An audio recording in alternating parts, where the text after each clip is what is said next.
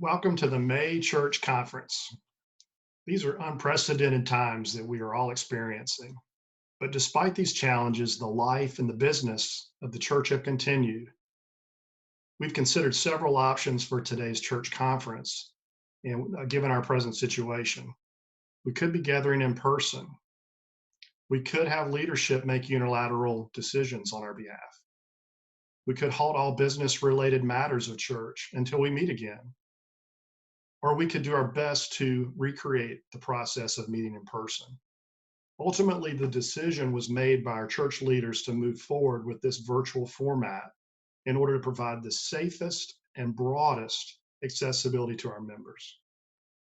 It's our hope and our desire that this format of church conference provides you with timely and important information that you need on the life and the business of our church. As we begin, let's open up in a word of prayer. God, we thank you for your continued love and care for us in these difficult days that we're experiencing. We see your hand moving among us in so many ways. And even though we're socially distanced from one another, we sense your presence in newer and deeper ways each day. God, we ask you for continued guidance and discernment as we seek to serve the needs of our church and our community in the days ahead. Be with us now as we enter into this time of church conference. We offer our prayer in the name of Jesus. Amen.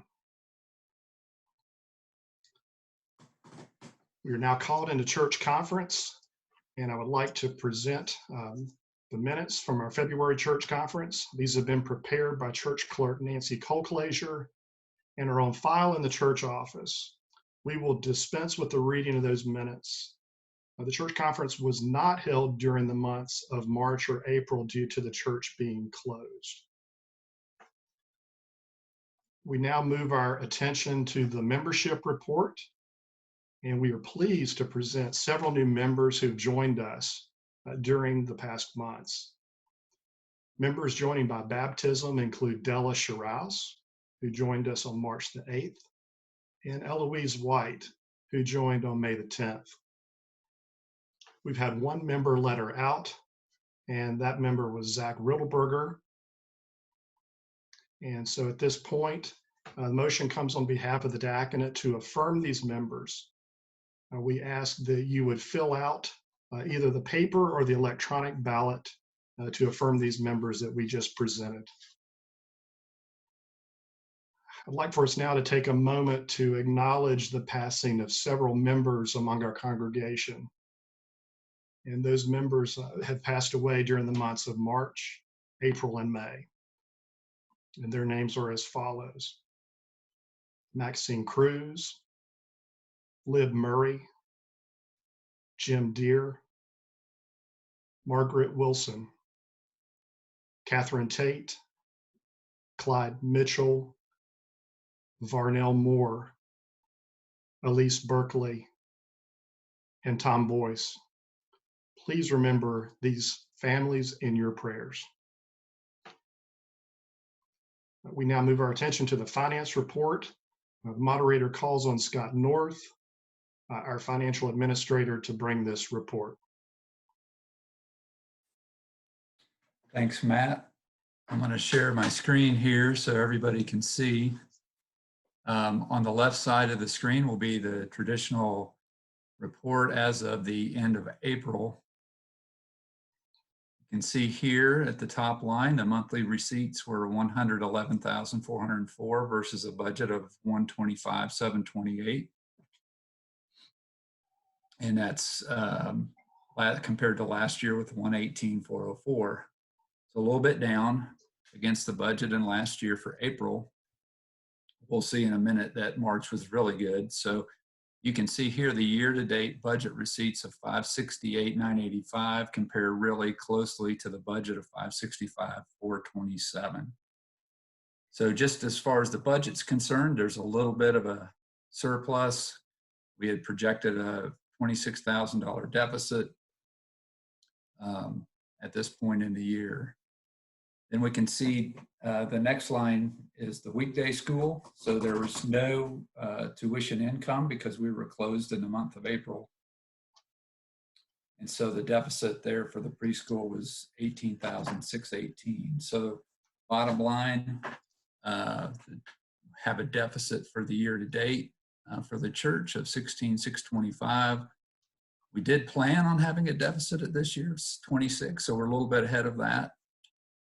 I'll scroll down a little bit. The rolling 12-month receipts are almost at budget, not quite. So $1,762,995 compared to $1,779,000. Continuing down, you'll see the cash balances at the end of April. Operating cash of $78,163. You'll see a significant difference here in the endowments compared to where we were in the prior year, and even compared to where we were in March. You'll see on the next screen when I go over that. But the total cash reserves are $2,512,000. I have separated out if the PPP loan is accepted, that will be $260,000 if it's forgivable. Then that would be added to the cash balances. But right now we'll keep it separated out. So on this next screen on the right, I want to just show you the impact from March to April on the finances. The receipts, again, budget receipts are very good. But you can see in March, the receipts were $161,632. So we had a change of $50,000 there. Year to date, the change from March to April, here is where I want you to focus. You can see where my cursor is. Is a minus 67,469 between the 2 months.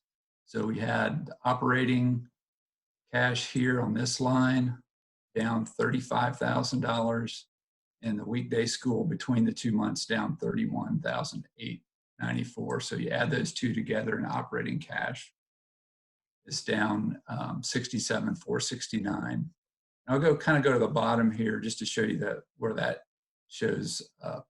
So our operating cash and reserve that I mentioned on the previous screen was $78,163, but at the end of March it was $145,345. So you can see the effect of that negative cash in the month of April. Then the other biggest effect here is in the endowment fund. So we got a report from the North Carolina Baptist Foundation, and our total endowments at the end of March were $628,042. So we saw a decline in the investments of $168,197. Now that obviously can change depending on how the market fluctuates, and so that some of that has come back, but we still, you can see the impact just of this pandemic really quickly in the investments there in the endowment. And then again, I've just shown where down here at the bottom where the PPP loan, how that would change. We would go from a deficit of $238,923 between the 2 months to a positive $21,077 if it's accepted. And I think that is all I have to share. Anyone else on the call thinks I need to highlight anything else, let me know. Thank you very much, Scott. One of the things that Finance has done during our time is we passed a motion, and that motion was the establishment of a crisis response fund for COVID-19, and to seed that with $750 from the Great Commission Fund. And I'd like to ask Alan to go into detail a little bit more about that fund. Thanks, Kathy. That fund that I think many of you are aware of because the church has been incredibly generous to it was established out of a sense that our church firmly believes in the abundance of God's gifts. We believe that the best things to do with those gifts is to give them freely and to share them widely. And we believe that individually, but we also want to model that as a church. And so we established this crisis response fund as a practical statement of what is a theological commitment of ours. And we invited people to begin giving over and above gifts that they would like to go towards COVID-19 relief through their church to this fund. We have collected a great deal of money and been able to do some wonderful work in the community through that. Formally, the Crisis Response Fund is described as recognizing the generosity of our congregation and the particular community needs at this time, and the vital work of community and missions partners. The Crisis Response Fund will maximize First Baptist's ability to provide quick and needed assistance, while regular offerings also support mission partners and enable us to maintain our community ministry. Above and beyond gifts to this fund, will focus on maximizing our church's ability to help. Unlike other endowed or current use funds, the Crisis Response Fund will provide flexibility by supporting those who need it most. And that is indeed what the fund has been able to do over these past weeks, and we are grateful for that. As we tell you a little bit more about that fund and where it has gone, I think Scott has some information on totals of what has been raised so far. Yeah, Alan, the total amount that's come in is over $17,000 so far. With the kind of the first wave that came in, the missions committee met and made recommendations and requests to distribute 7,700 of that so far. They're going to continue to meet and distribute all of the funds eventually that have been donated. And there were 15 recipients within the community and beyond who are, 12 of those are our mission partners, and 3 of those are other community ministries, Mustard Seed Clinic, Faith Action International, and Greensboro Housing Authority, all who are working to help those who struggle with housing, food needs, all those things, health needs. As you can see, the needs just, and you've probably seen in the missions videos, some of those greater needs that have come on because of the pandemic. So this is a great opportunity for the church to share beyond their regular budget. So thank you so much again, congregation, for your generosity. Certainly we will continue to receive gifts to this fund, as we know that the relief efforts, even as they move towards restoration and rehabilitation efforts, they will continue. And so our church can do so much, but we can't do everything. And this is a recognition of others that are meeting acute needs and the opportunity we have to join with them. So thank you so much for the truly moving generosity. One of the other things that Finance has been dealing with during this time is a motion that came to us from the Missions Committee. And that motion was that $3,000 from New Mission Church Starts / Other Missions account 2001 be distributed to the Baptist Children's Home to help purchase a van for their Guatemalan ministry. And that motion passed unanimously from Missions and from Finance, and we took it on to the deacons at their April meeting. All right, thank you, Kathy. You have heard the motion then from recommended by the Finance and Missions Committees and from the deacons to approve $3,000 from 2001 New Mission / Church Start / Other Missions to be given to Baptist Children's Homes to help them purchase a van for the Guatemalan ministry. We ask that you indicate your vote on the written ballot mailed to you or by using the electronic ballot provided in the link on the church website and in the newsletter. One other item under Finance, the PPP motion we will discuss a little later in the meeting under new business. And with that being said, we will now turn our attention to the personnel report. The moderator calls on Laura Lomax, our current chair of personnel, to bring the personnel report. I just want to say before I start that I miss seeing all of your faces in person, and I look forward to the day that we can meet again. safely, of course, and I'm proud of us for staying safe during this time. As you know, the deacons voted to keep the building closed for some time in accordance with the governor's order.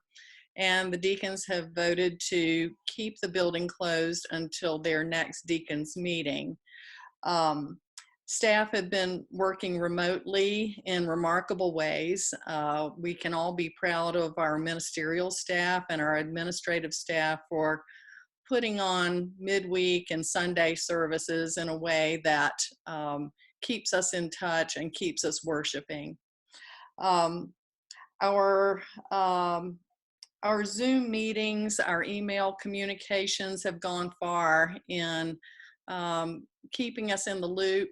There are certain ways that we don't feel in the loop. And at the same time, there are personnel whose work is tied to being in the building. Those personnel, such as custodial staff and certain administrative staff, have not been able to work to their full capacities.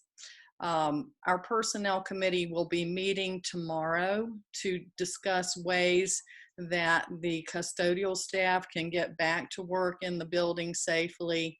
We'll be talking about cleaning protocols. We'll be talking about how to work apart from each other while being in the building. We'll be talking about times when those staff should mask when around each other and times when they don't have to mask around each other. We want to ensure the safety of staff as they come back to the building, and yet we want to acknowledge that there are things that need to get done in the building to keep the building up to par. And also there are things that can be done around our outside campus to facilitate when we can meet together at a distance on the outside of our building. So please know that's all in the works. As far as administrative staff go, we'll consider plans to phase their return to the building while also allowing those who can do their work well remotely to continue working remotely. And so we'll be talking about protocols for that too. In the shift to virtual church, a newsletter has not been published. That has been problematic, but you have gotten regular emails, and those who don't do email have gotten regular mailings from the church. And thank you, administrative staff, for doing that. You will receive a June newsletter, and during that time of social distancing, we'll have a bi-monthly newsletter.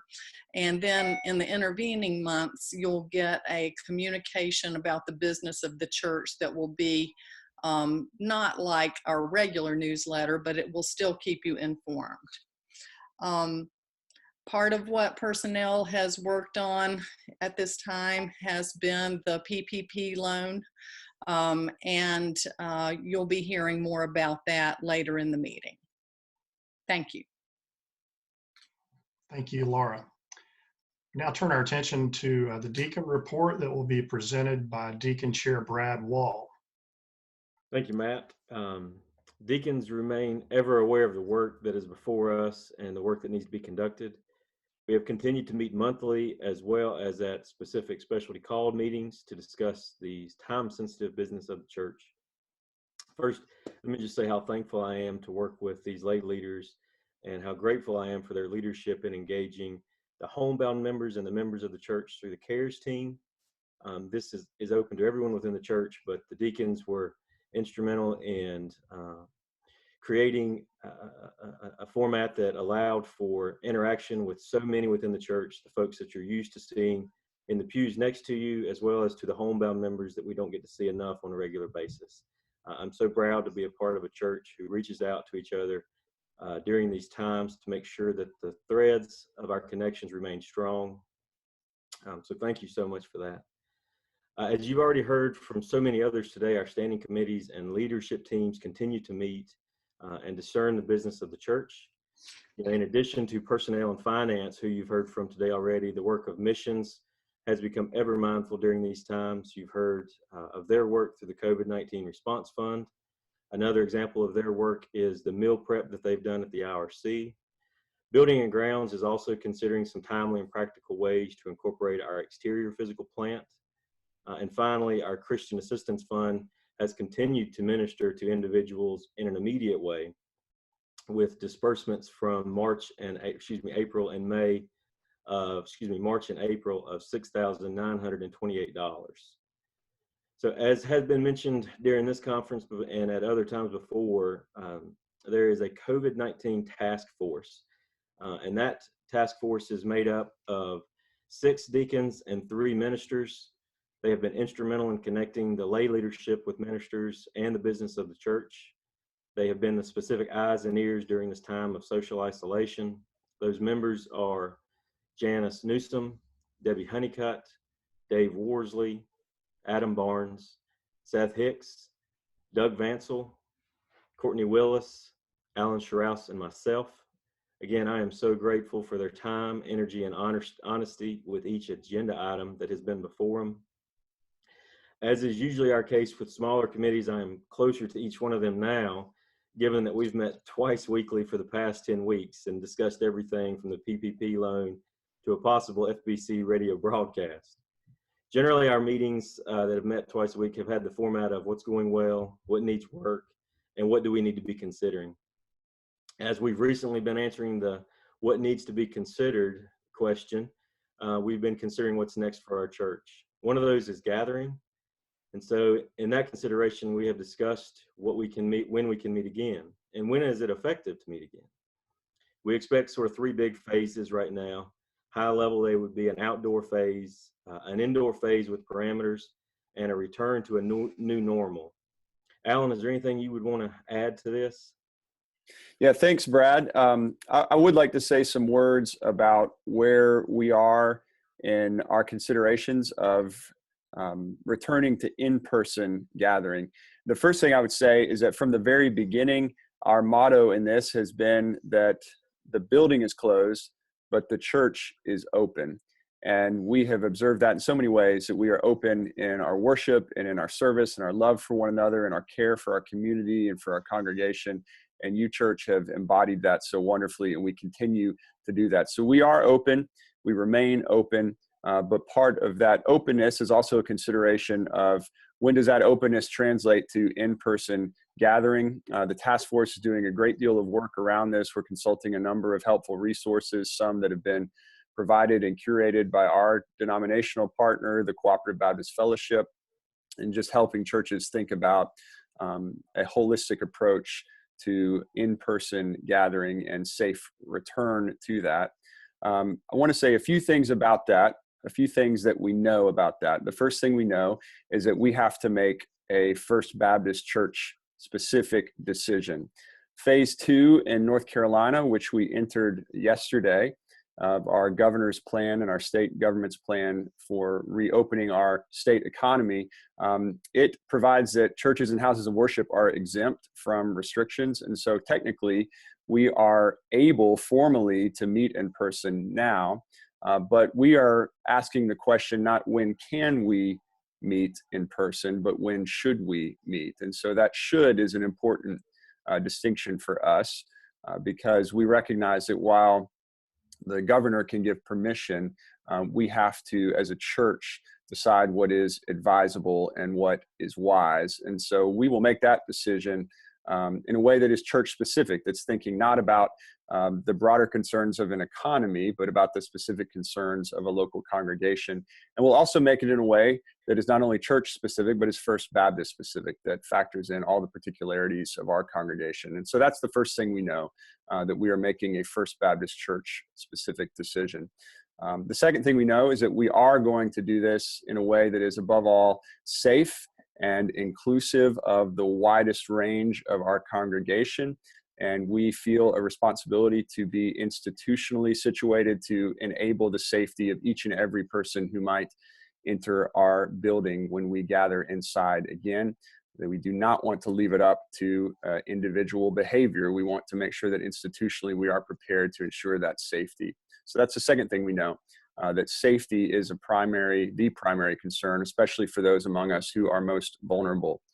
The third thing we know is that effectiveness and quality matter a great deal to us as well. And so even when it might be safe to gather in person, we also need to ask the question of when is it most effective to gather in person? When does in-person gathering allow us to do something that is better or of greater quality and effectiveness in our ministry than giving our full energies to other modes, including the virtual online mode that we have invested in most recently. As Brad mentioned, the final thing we know is that there will be stages to this for our congregation. Laura shared how personnel is working to devise safe plans for necessary jobs that are tied to the building to begin to return safely in a way that ensures the safety of those who work with us. But after that stream, that phase is sort of its own stream. The phases we're imagining, the stages we're imagining for our congregation are, as Brad mentioned, moving from a first stage of outdoor gathering, recognizing the safety that we can provide there outdoors and the beauty of our campus, then moving to safe forms of indoor gathering, and then eventually moving towards the hoped for believed in moment when we have that sense of jubilee and return with one another. And we will have it, and we do look toward that, but we will proceed safely and effectively and with wisdom together. And so our deacons will continue to consider plans and recommendations from our task force.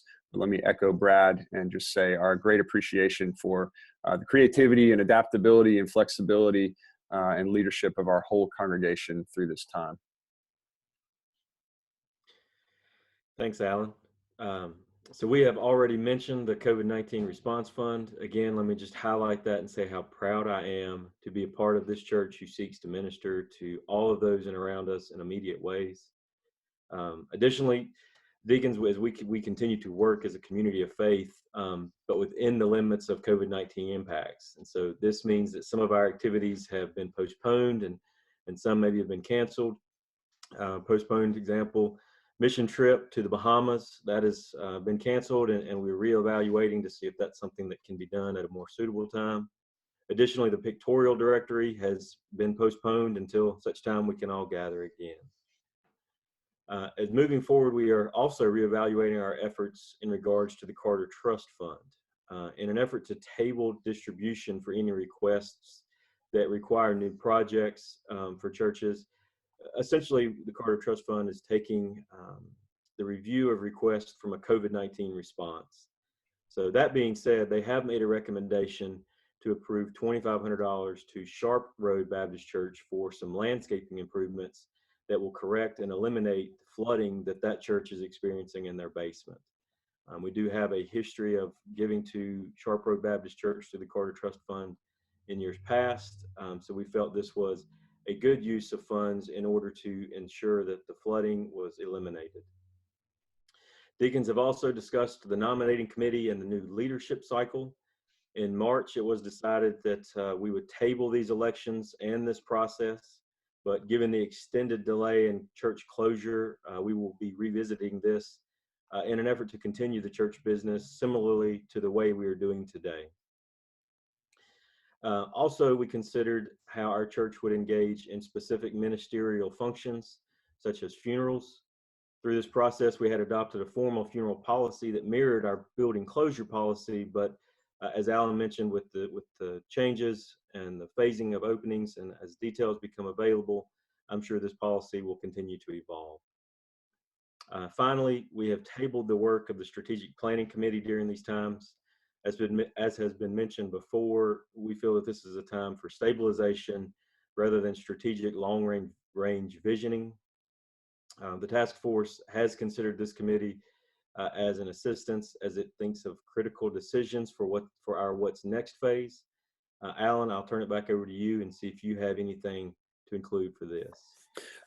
I think I would just echo that leadership so often is about vision, and yet in a time like this, leadership is about the stability that Brad named, about being in a place of holding, of reiterating what we know, of who we are, and less about the strategic vision towards the future. And so we're grateful for those leaders who are already identified to help us when the time comes to be planning that direction, but hope to enlist them now in this period of trying to provide stability and context, and just continued holding for our congregation, and as we seek to make wise decisions at this time.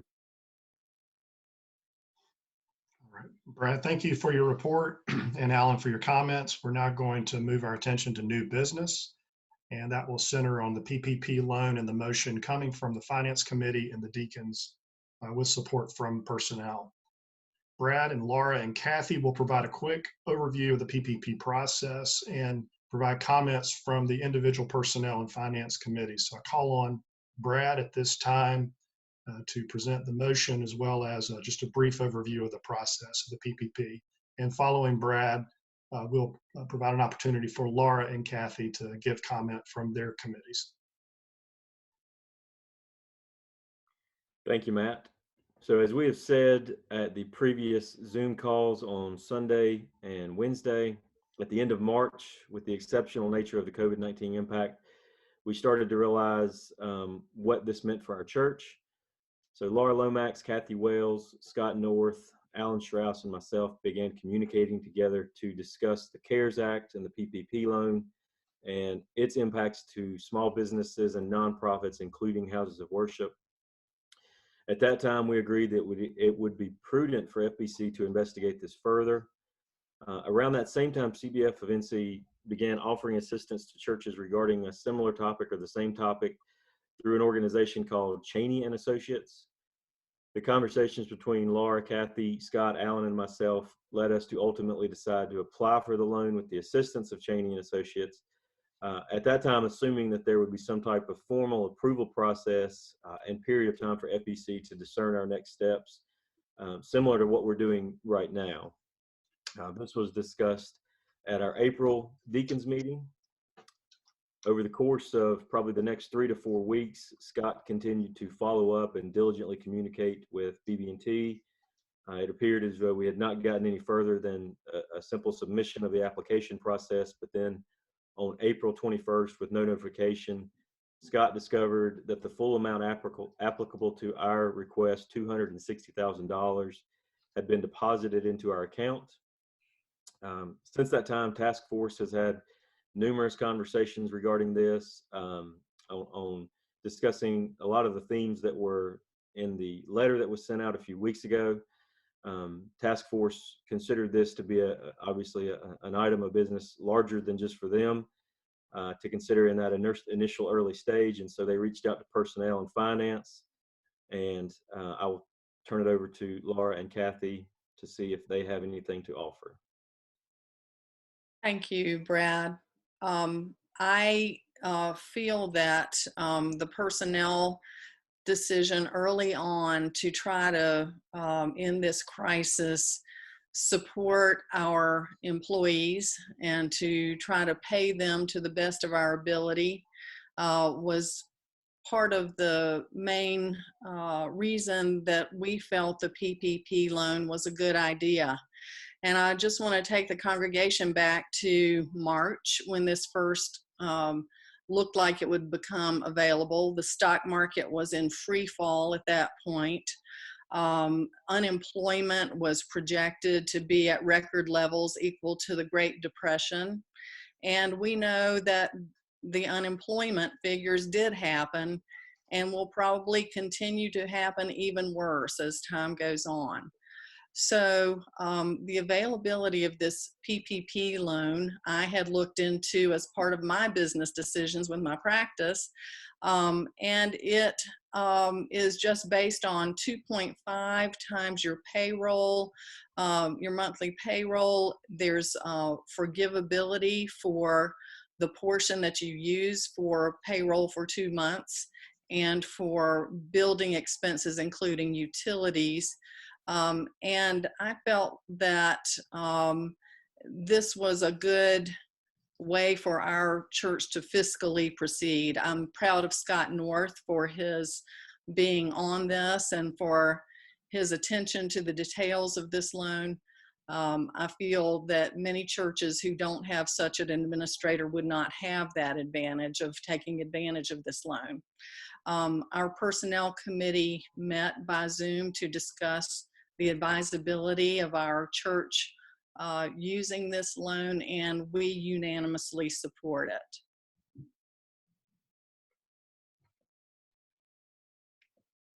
After personnel finished their work, the finance committee met twice via Zoom, first on April the 30th and then again on Sunday, May 3rd. In those discussions, we talked about a range of issues, and we actually had a motion on the table on the 30th, which we tabled so that everyone could have the opportunity to take a step back and think about it for a few days. We returned on May 3rd, spent some more time in prayer and discussion about what the right way to go was.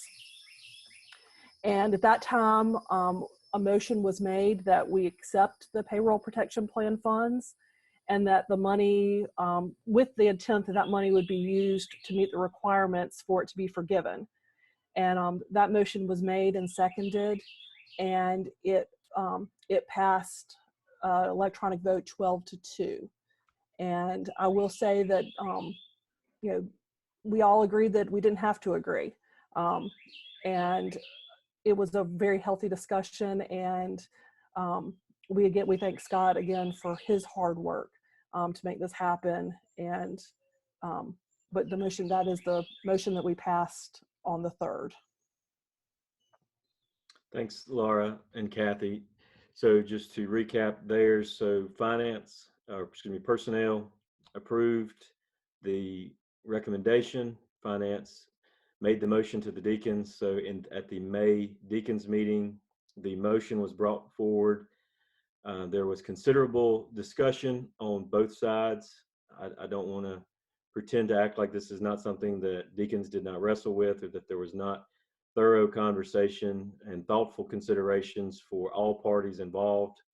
But at the conclusion of that discussion, when the vote was had, the deacons did pass this 28-1. And again, that majority probably doesn't indicate the amount of consideration and thoughtfulness that went into the conversations before the vote came.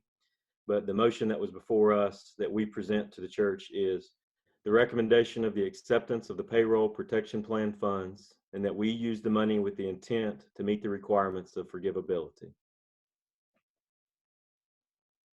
All right, thank you, Brad. You have heard the motion recommended by the Finance Committee and deacons, and with the support of the Personnel Committee, to approve acceptance of the Paycheck Protection Plan funds and to utilize the money with the intent to meet the requirements of forgivability.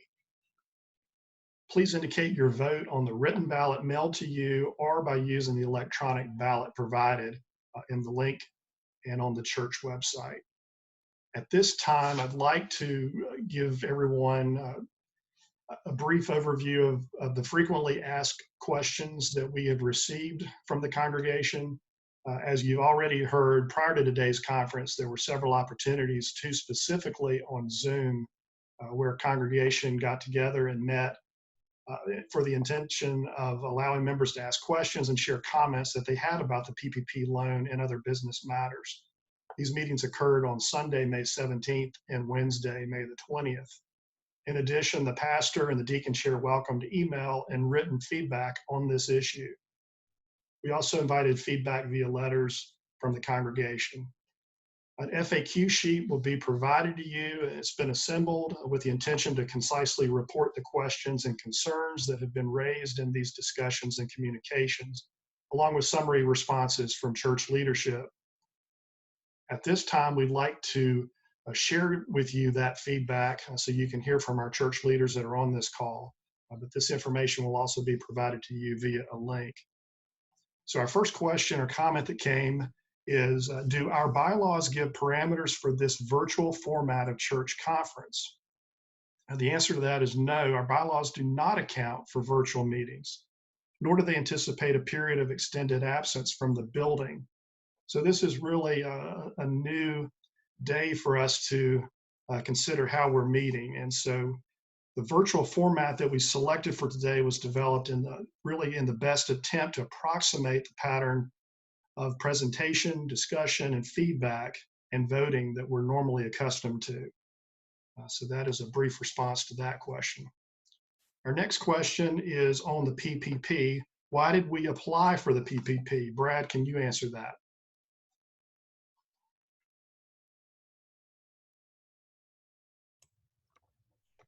Yes, thank you, Matt. As I said, sort of in my summary, in March, church staff, Alan and Scott, and then chairs of personnel finance and myself as deacon chair, started communication and just felt an ultimate responsibility to not know what was in the future and make a move in order to secure resources for advancing its mission. At that time, those resources were the PPP loan. Again, we had considered this an application process. The primary rationale was for potential utilization, just as the program states, to employ or to sustain the employment of our staff. That includes our ministerial staff, our personnel or our administration staff, our preschool staff, and our custodial staff. Formally, it is the responsibility of the Finance Committee to oversee such transactions with the approval of the deacons, but due to the exceptional nature of this loan and the circumstances surrounding it, everyone involved felt it best to bring this matter to the congregation for a vote. All right, thanks, Brad. Our next question is, by what date must we use this money? Scott, would you like to answer that for us? Yeah, sure. So the loan is set up so that once the money hits the bank account, the clock starts ticking, and you have 8 weeks to spend the money for the intended purpose of forgivability. So the church has several payroll periods within that 8-week period. And so it's likely that nearly all, if not all of the money will be spent on payroll. All right, thank you, Scott. Our next question is about preschool employees. The question is, will FBC's preschool employees be included in the PPP loan salary distribution? And will they be supported in the fall of 2020? Call on Laura to respond to this question.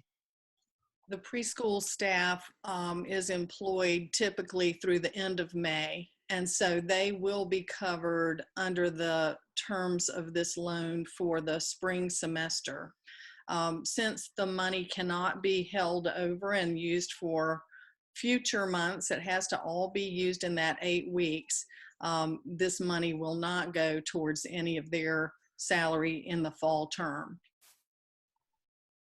All right, thanks, Laura. Our next question is, why are we hearing that we have already received the PPP loan before having the opportunity to discuss and approve submitting an application? Brad, will you respond to this? Yes, again, external events just moved very quickly at that time when the church was closed. As we've said, Alan and Scott, Laura, Laura and Kathy and myself began some initial conversations at the end of March. It was brought before the deacons at the April deacons meeting. This loan was described as a first come, first served process. So with our approval, Scott was able to complete the SBA application and then a separate application required by BB&T and now Truist. He made clear that he was authorized by the church officers, Brad, myself, and Nancy, who was clerk, to submit the loan application, but not sign a promissory note accepting the loan. Scott also asked the bank for clarification of the process.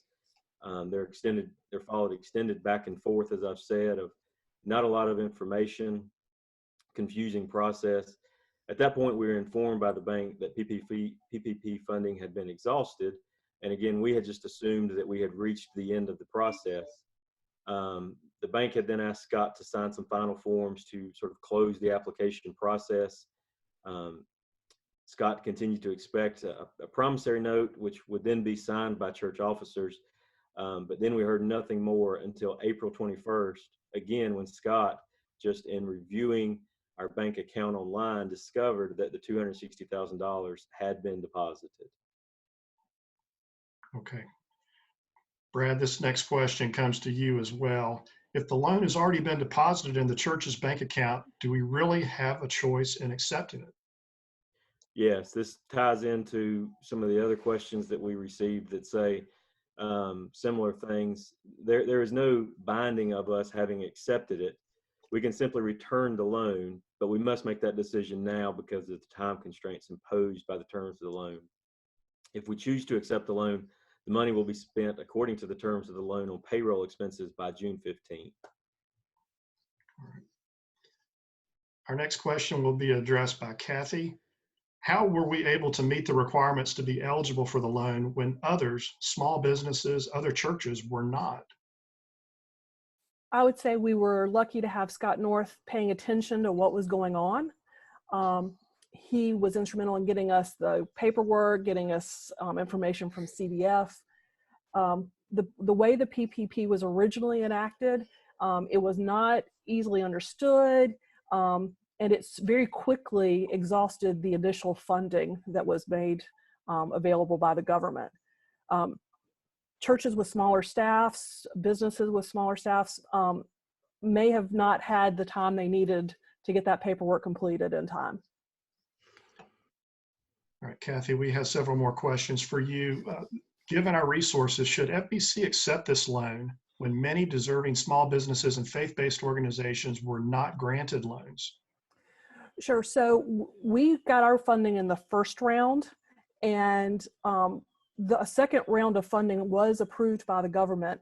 And many small businesses and nonprofits that missed out on the first round, where we received our funding, have been able to apply for funding through that second round. And we understand that there are still additional funds available for anyone who wishes to apply. Okay, a couple of follow-up questions here. What will we do with any leftover monies? Thank you, Matt. We have faith that the congregation is going to be generous, just as they always are. And we also know that it's very difficult to predict what's going to happen in the months to come. There are employment issues as well as financial issues that we just don't know yet.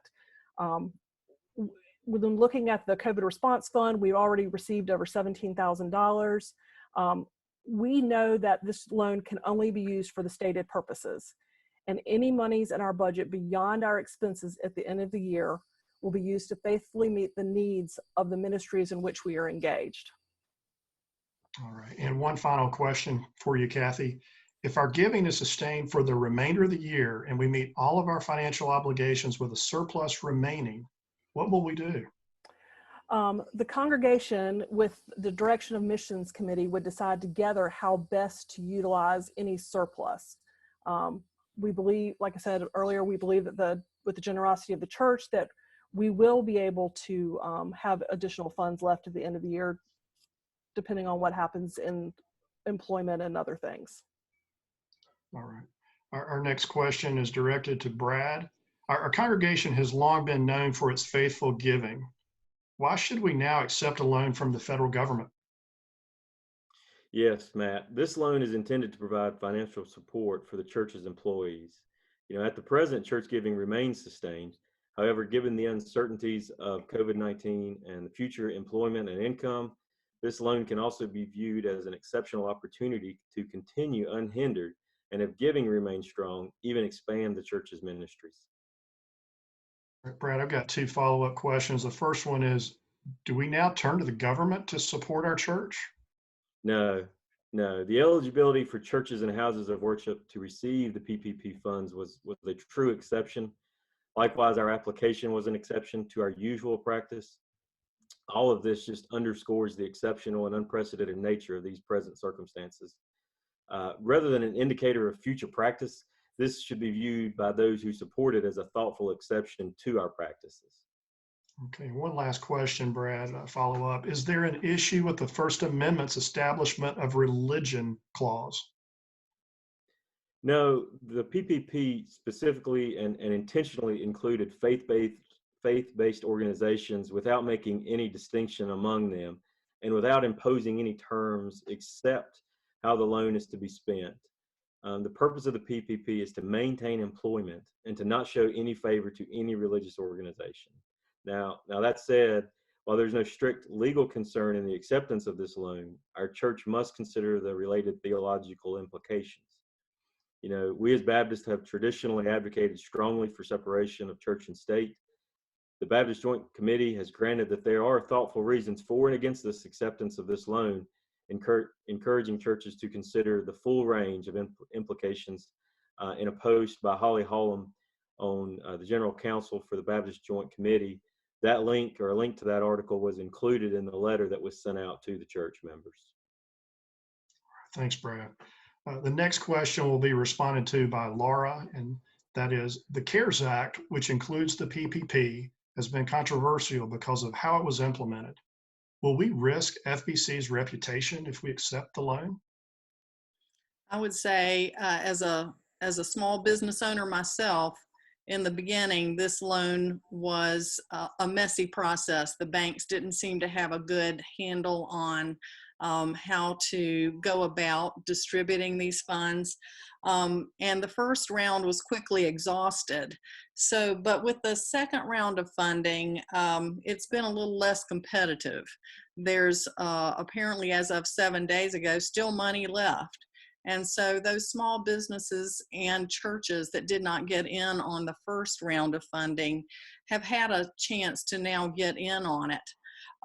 Also, we should consider that other churches in our community of our size, our peer churches, have also received PPP loans.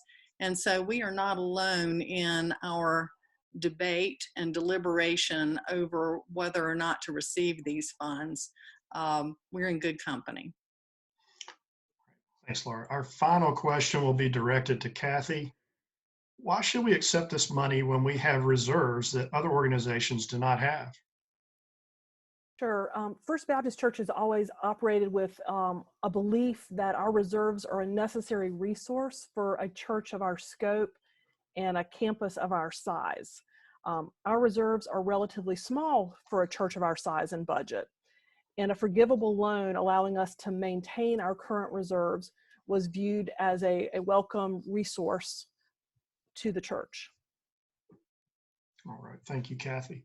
That concludes the frequently asked questions portion of our discussion. This document, as I mentioned earlier, will be made available to you so that you can review it after the meeting. Did want to take a moment to quickly review the voting procedures moving forward.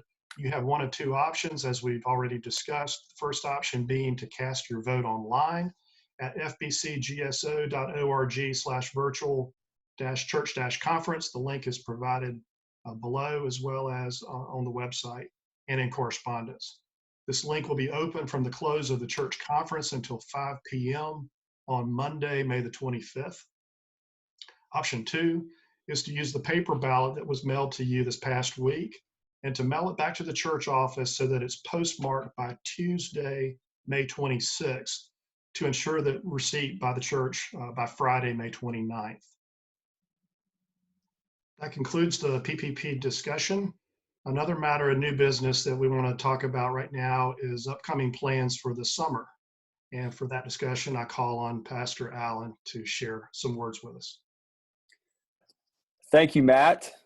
Well, church, as you have heard Brad say, our deacons are actively considering recommendations from our task force related to the question of when and how we begin to think about indoor, in-person gathering.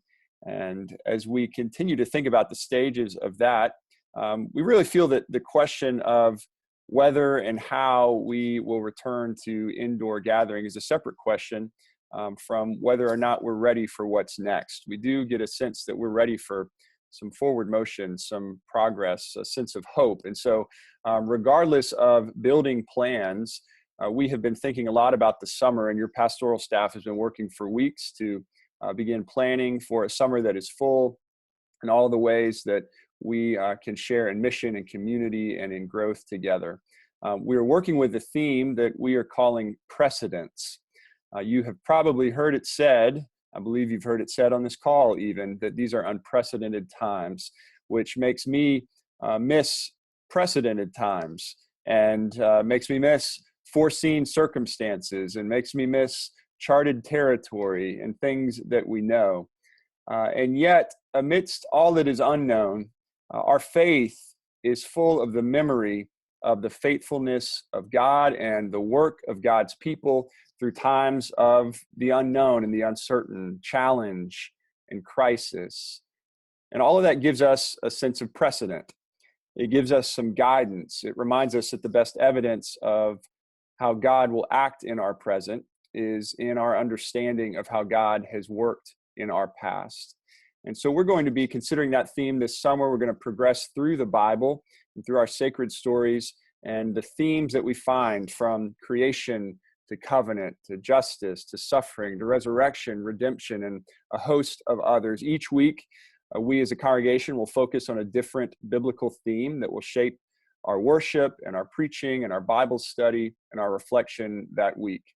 Each week also, we will have a hymn that will be paired with that theme, as Doug and Terry are going to be encouraging us to learn over the course of the summer 13 hymns for life. In a time where we are advised against singing corporately, we're going to learn to sing individually. We're going to learn to sing in our homes. We're going to learn to sing with those closest to us, and to let these hymns become just ingrained in our hearts and in our bones, so that we can repeat them from memory and they can sustain us in hard times.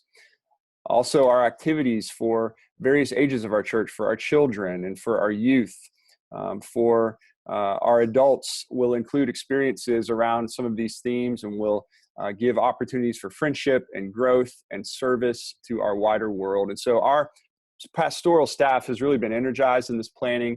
We want you to know we're working hard to help us experience as a church this theme, and to help us to be able to experience growth and all that we love about our church. And we're imagining our experience of church this summer in two primary forms: First Baptist Church online and First Baptist Church outdoors. And so online, as we have in these weeks of staying at home, we're going to continue to provide high quality virtual options for worship, for Bible study, including a noon option midweek via Zoom that will be a bit more interactive than some of the things we have done so far. We're going to have a midweek Vespers or evening worship service that will correspond to our weekly theme, that will include prayer and music and reflection and a spiritual practice. We'll have many opportunities for community and points of connection, and many other creative ways to grow together as a congregation. And then outdoors, we are giving a lot of energy to the fact that we have a beautiful campus. We have such a wonderful resource here right in the center of our city. We also know, public health officials tell us that the outbreaks outdoors are far less than what has been seen in indoor environments where ventilation systems are shared.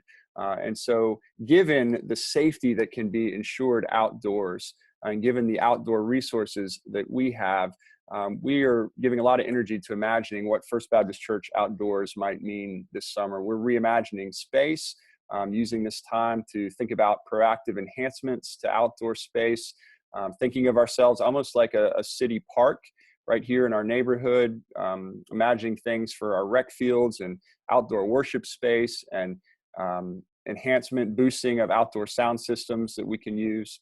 We're imagining worship in small group formats, safely moving to larger gatherings as it's deemed safe and possible. We're envisioning music circles for various ages, utilizing instruments as we are less able to utilize the instrument of our voices.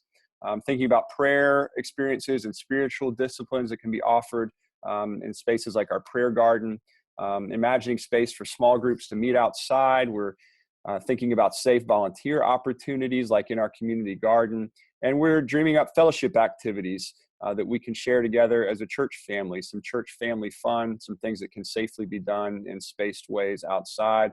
Among those, we're also thinking how to provide that for our community, and we're in conversation with the city and Parks and Rec about potentially being the site for Greensboro's outdoor movie on occasion, as that will not be able to occur in a city park, but it could perhaps occur as a drive-in in the parking lot of First Baptist Greensboro. And so all of this is meant to help us all know that there is something next and that there is great opportunity before us, and we will continue to move forward in that creatively and hopefully and assured of the guidance of our God. And so we hope that you will be a part of that, and you'll see more about our summer plans in various communications ahead, including midweek this week in an email and in area emails to children and youth and others to let you know about some of the specifics that are emerging.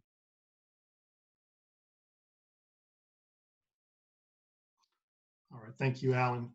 The congregation is also reminded that approximately 5 minutes after the church conference today, there will be one more Zoom conversation opportunity to allow members to ask any final questions or share comments about the information from today's meeting.